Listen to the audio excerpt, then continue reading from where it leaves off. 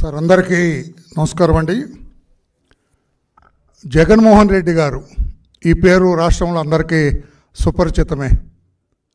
5 ఏళ్ళు మొన్నటి వరకు ముఖ్యమంత్రిగా చేసిన వ్యక్తి ఈరోజు పాపం దురదృష్టం 11 మంది ఆ పార్టీ నుంచి గెలవటం, ప్రతిపక్ష హోదాకు కూడా నోచుకోలేకపోవటం, ప్రతిపక్ష హోదా కావాలని ఆయన ఆందోళన చేయటం మనందరికీ తెలుసు.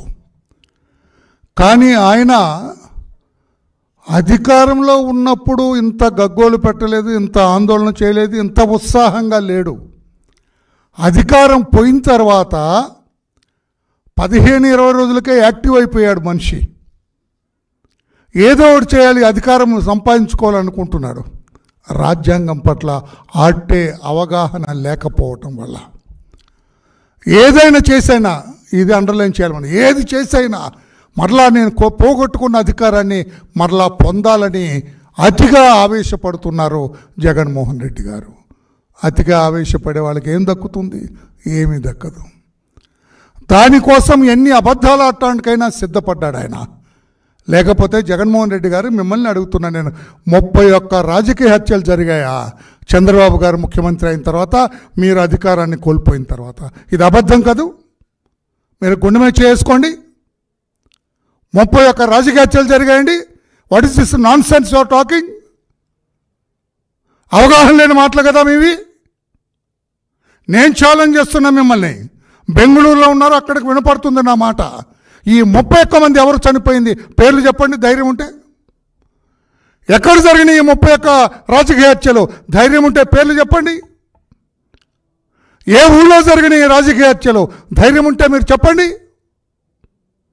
ఏమీ లేకుండా ఊరికే అవినీతి సంపాదన డబ్బులు ఉన్నాయని ఎగేసుకుపోతారా ఢిల్లీకి? అసలు మీ తల్లిదండ్రులు మీకు తప్పుడు పేరు పెట్టారు.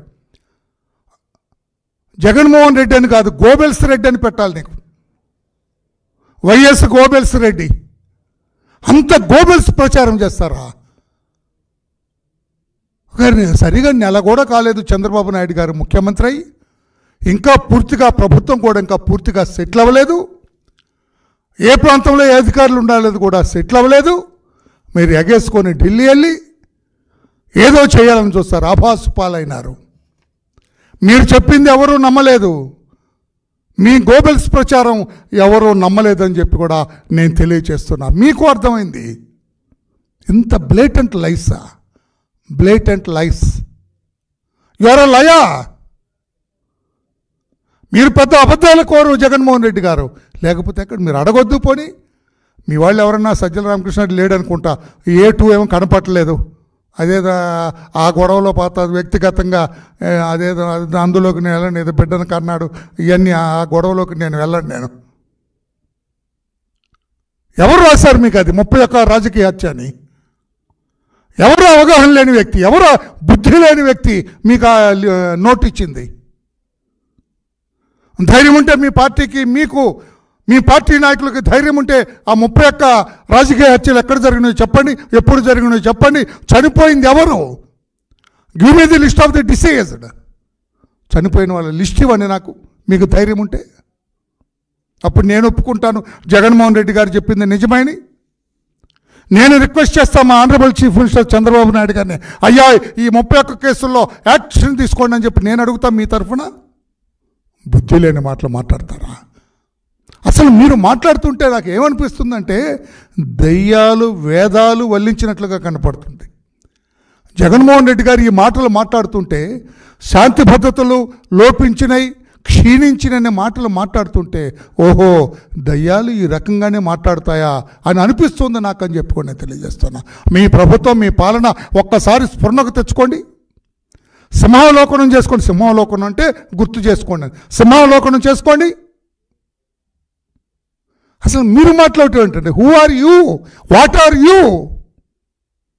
మీరేమిటి? 11 కేసుల్లో ఛార్జ్షీట్లు ఎదుర్కొంటున్న వ్యక్తి, 43,000 కోట్ల రూపాయలు పేద ప్రజల సొమ్ము కొట్టేశారు మీరని చెప్పి CBI, the highest investigation agency in Andhra Pradesh, sorry in India, వాళ్ళు చెప్పారు. ఆషామాషి వాళ్ళు చెప్పింది కాదు.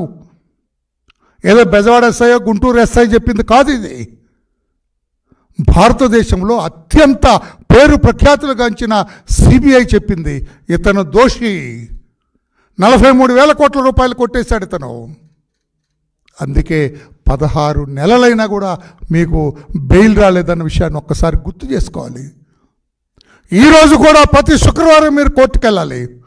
అబద్ధాలు చెప్పి కోర్టుల్ని మభ్యపెట్టి, నేను ఇంకా లోతుకెళ్తాను, కోర్టులు న్యాయస్థానాల్ని మభ్యపెట్టి ఒక రకంగా మాయ చేసి, విచ్ కమ్స్ అండర్ చీటింగ్, మాయ చేసి మీరు కోర్టులకు వెళ్లకుండా మీరు ఎగ్గొట్టిన విషయం కూడా ఒకసారి నేను గుర్తు చేస్తున్నా.